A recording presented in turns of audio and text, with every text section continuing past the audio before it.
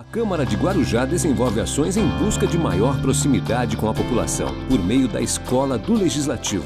Guarujá foi pioneira na iniciativa. A Escola do Legislativo oferece gratuitamente formação com atividades de ensino, cursos e palestras, libras, promotoras legais populares, como falar em público, formação de liderança e muito mais. Participe!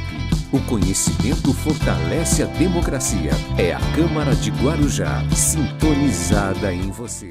Hora Geral. Apoio. Grupo Mendes. Ajudando a construir a história da região.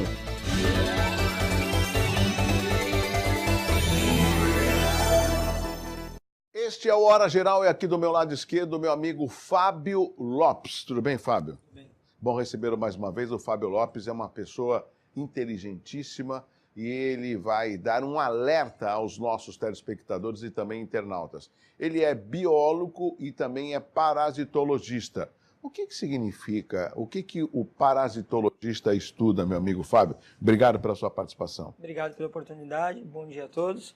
O parasitologista é aquele profissional interessado que estuda a interação entre doenças e organismos que podem causar essas doenças, que podem ser vermes, mosquitos, carrapatos e às vezes também serpentes, morcegos, ou seja, todos aqueles organismos que podem veicular algum tipo de micro-organismo que cause uma doença é de interesse do parasitologista. E eu já vou começar com um assunto que eu já tenho conhecimento já de alguns anos, mas isso é tão importante, quando você vem eu gosto de lembrar e quero que você explique. Dois casos distintos, né? Ou melhor, dois casos distintos não, dois casos semelhantes, né? Tinha um conhecido, né? O filho dele, recém-nascido, começou a ter um problema de respiração, um problema no pulmão, criança nova, né? Recém-nascido, como eu falei, e aí depois de tanto pesquisar, de tanto questionar, o médico, o inteligentíssimo médico pediatra, começou a escutar onde que a criança dorme. É perto da janela? Você tem carpete? É piso frio? Você tem ar-condicionado? Resumindo, chegaram à conclusão, aquele abrigo, aquela caixa que protege o ar-condicionado de janela, estava infestado de fezes de pombo e aquilo entrava para o quarto onde a criança residia. E um outro caso de um senhor que tomava conta de uma igreja, né, no Gonzaga, e aonde ele morava, que era uma espécie assim, lá no terceiro piso, né, no sótão, né, tinha muito pombos, mas ele nunca se preocupou. Então ele dormia e inalava aquele cheiro. E ali do lado, né, no sótão, tinha as fezes de pombo. Por que as fezes do pombo provocam tantas doenças, e doenças, me desculpe, me corrija se for o caso, graves, que a pessoa pode chegar a óbito? Bom, vou tentar resumir. Na verdade, os pombos em si não causam nenhuma doença, mas as fezes do pombo, como as de morcego, elas são um substrato, um alimento para o crescimento de alguns fungos, entre eles o Cryptococcus e o Histoplasma. Histoplasma capsulatum e Cryptococcus neoformans, que são dois fungos que se desenvolvem nas fezes. A gente, ao adentrar o ambiente com fezes secas e abrigadas de luz, que dão a condição para o fungo crescer, quando nós pisamos nesse ambiente ou movimentamos uma caixa que tenha essas fezes, os esporos do fungo entram em suspensão e nós aspiramos estes esporos. E aí o pulmão passa a ser um substrato, porque é quente e porque é úmido, para o desenvolvimento do fungo. É difícil fazer nexo de causalidade entre o local que recebeu esse micro-organismo e a doença, né? Então, geralmente, os casos são muito esporádicos, muitas das pessoas podem ter a doença, mas não desenvolve ela de forma grave, mas em alguns casos como esses, pode haver o agravamento da doença. Não são só essas doenças, eu fiz uma pesquisa em laboratório com fezes de pombo, em trilhos de trem, em galpões, achei 12 tipos de fungos diferentes, em algumas amostras incontáveis, não tinha condição de contar o número de fungos que tinham ali. E precisa inalar muito ou basta uma aspirada? Basta, depende da dose do agente recebida. Se eu entrei num ambiente, ele está com muitos fungos, está infestado de muitos fungos, e eu piso ali e aquilo fica em suspensão, basta uma vez, desde que o que eu respire seja bastante. O que é o ideal? Essa semana eu dei um treinamento dentro de uma universidade a respeito disso. Os profissionais que trabalham com limpeza de ar-condicionado e principalmente aqueles que trabalham em limpezas de galpões, entrei no galpão, percebi que tem fezes de morcego, de pombo, o local é abrigado de luz, umidifica antes de limpar. Nunca varre nem põe a vaca. Então vai com o balde, umidifica, por quê? Toda a poeira e os esporos, eles ficam aderidos à fezes.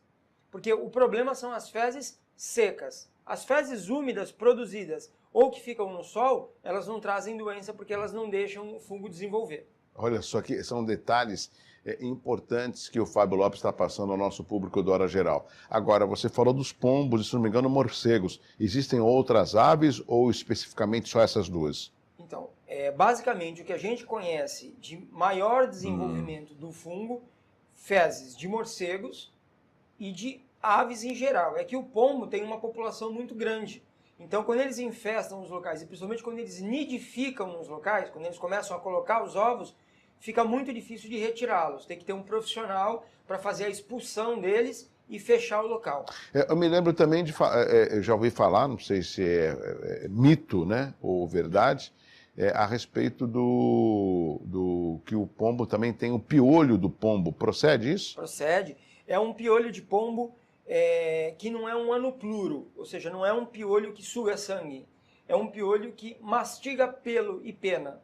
Então, se esses malófagos forem albergados no corpo de seres humanos, principalmente em locais onde as condições higiênico-sanitárias são baixas, moradores de rua e tal, eles podem causar dermatites importantes, eles comem os cílios.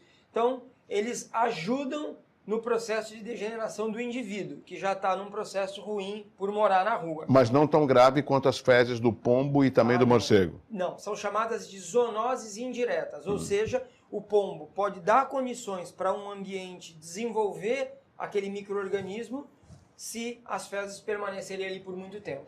Tem pergunta chegando do nosso público, porque o Fábio Lopes, sempre quando vem no Hora Geral, ele acaba provocando a curiosidade e o interesse do nosso público telespectador internauta. A Solange de Santos, Fábio, faz a seguinte pergunta: quem tem pássaro em casa corre o risco? Ou seja, o que fazer?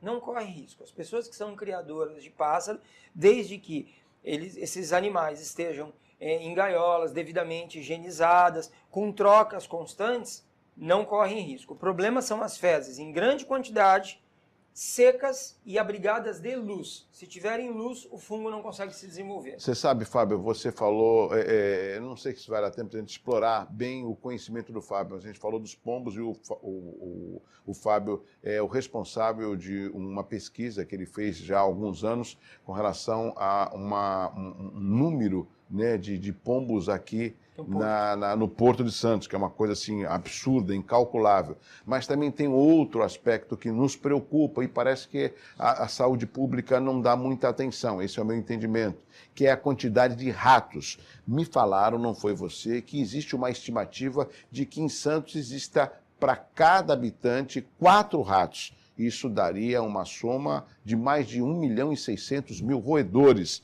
Será que isso é possível? É possível porque o desenvolvimento do roedor, ele tem um desenvolvimento reprodutivo muito eficiente.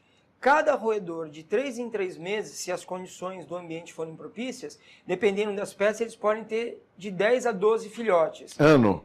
Não, de 3 em 3 meses. Então é uma progressão geométrica, porque os roedores vão tendo os filhotes e o filhote, entre o 3º e o 4º mês de vida, ele já é um adulto jovem, então ele tem condição de procriar.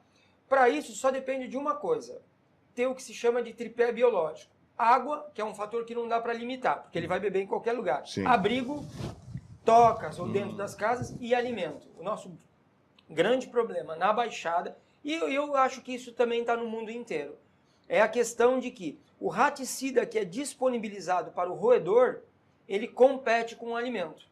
Então não adianta a gente chegar num local onde o gerenciamento de resíduo não é bom e colocar raticida. O rato não come. Só vai comer aquele raticida o rato dominado. Ou seja, que ele não vai encontrar o alimento. O dominante não vai comer.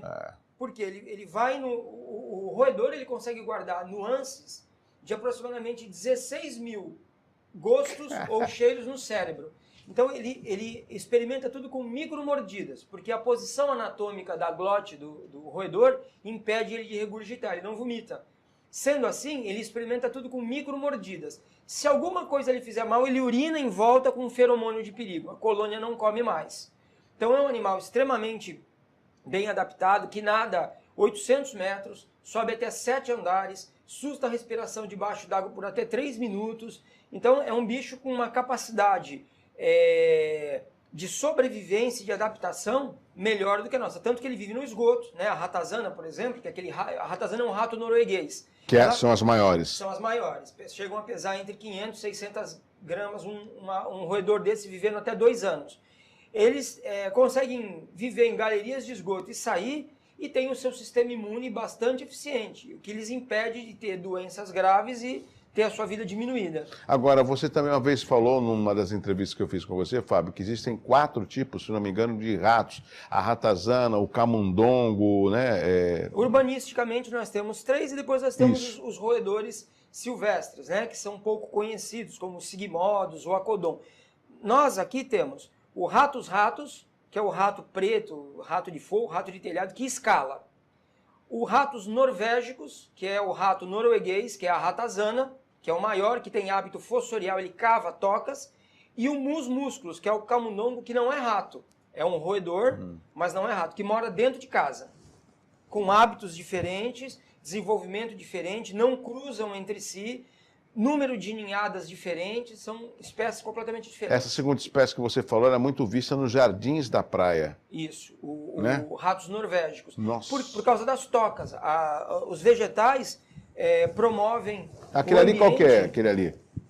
É um norvégicos. Por que eu sei? Porque a orelha é arredondada, o focinho é rombudo e a cauda é menor do que o corpo. Quando a cauda é maior do que o corpo, a orelha é pontuda, o olho é mais proeminente, é maior e saltado, é o ratos. E também pelo aspecto de estar ali no chão. Mas certamente é um norvégicos, não dá para ver se é macho ou fêmea, mas é um adulto de norvégicos. Isso é muito comum. Fábio Lopes, biólogo e parasitologista aqui no Hora Geral, conversando com os nossos amigos telespectadores e internautas. Fábio, uma preocupação, nós tivemos, se não me engano, em 2010, uma epidemia de dengue aqui na região. E essas nuances de chuva e altas temperaturas, né? No meu entendimento, ela acaba propiciando a criação de vários locais para a formação de criadouros do mosquito Aedes aegypti. Inclusive, eu cheguei até a conversar uma vez com um especialista, ele falou, até numa tampinha de refrigerante, que você está num terreno baldio, aquela água da chuva com a temperatura, daqui a algumas semanas, pode se tornar um criadouro. Isso é preocupante para todos nós. Então, bastante preocupante, é um assunto muito complexo, que daria 3, 4 programas, mas assim, o Aedes aegypti é responsável, ele é incriminado de 23 a 24 doenças no mundo inteiro.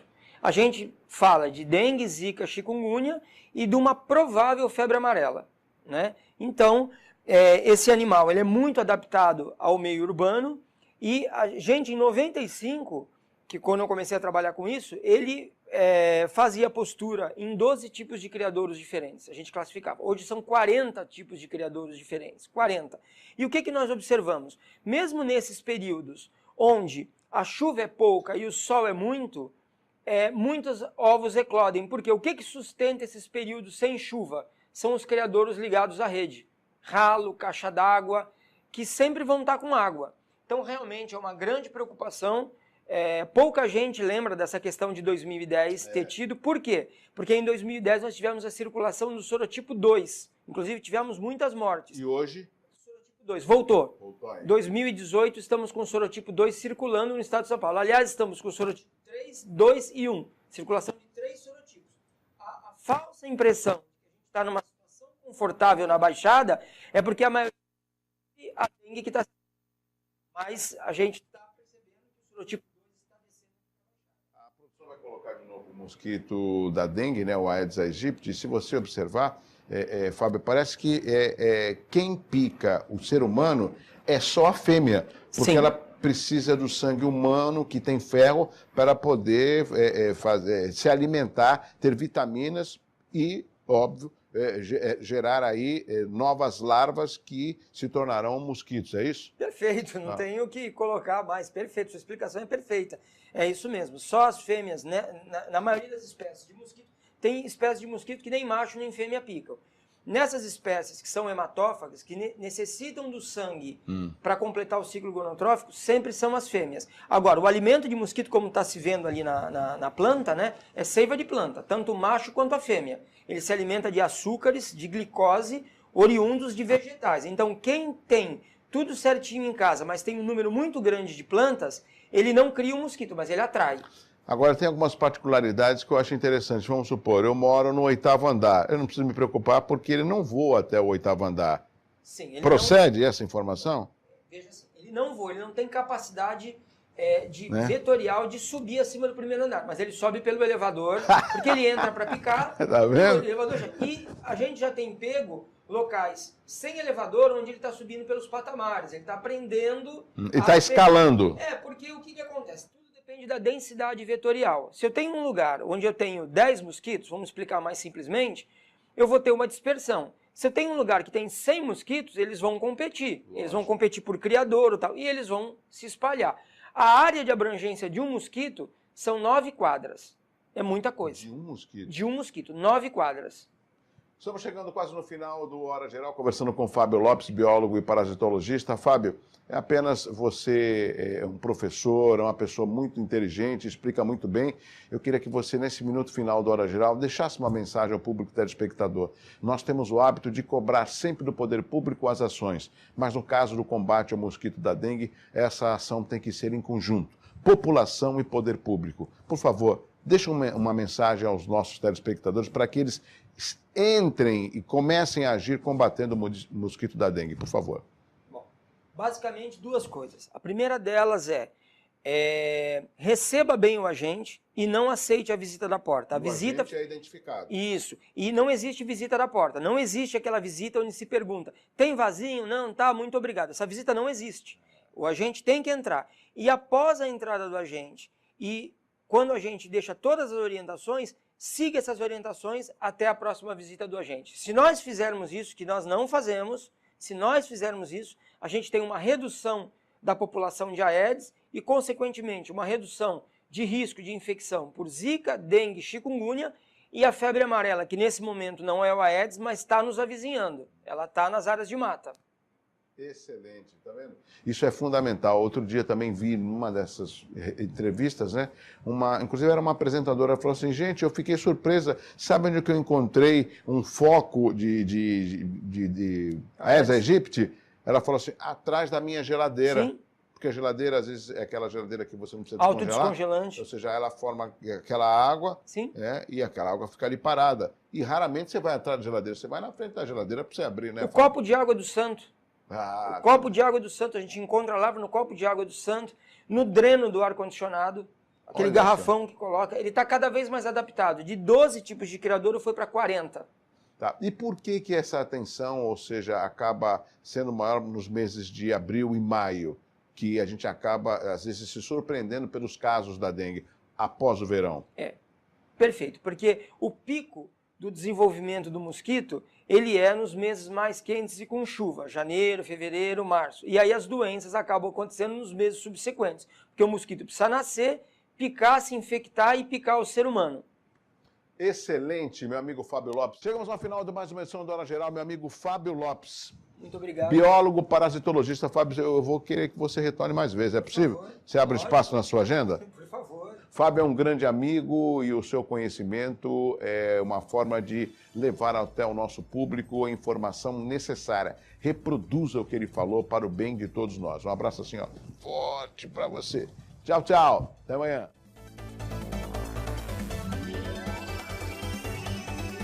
Apoio Grupo Mendes, ajudando a construir a história da região. E Ice Cream, o sorvete do seu jeito.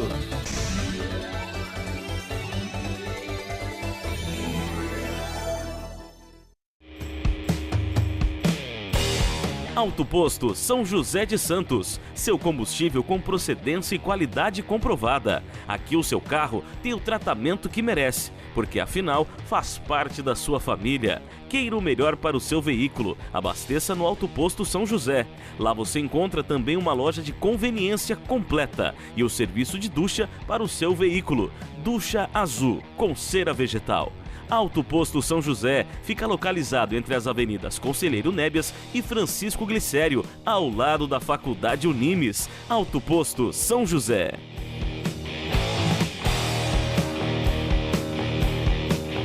Existe um lugar em Santos onde você encontra os empreendimentos mais fascinantes da região. Um lugar amplo, aconchegante, feito para oferecer o melhor atendimento para você. Um lugar que reúne as melhores opções residenciais e comerciais nos bairros mais nobres de Santos. Um lugar que a gente nem precisava dizer, porque você já sabe. Central de Vendas Grupo Mendes, Rua Guaiaó 55, Aparecida. Venha fechar um bom negócio para abrir as portas do seu novo lugar.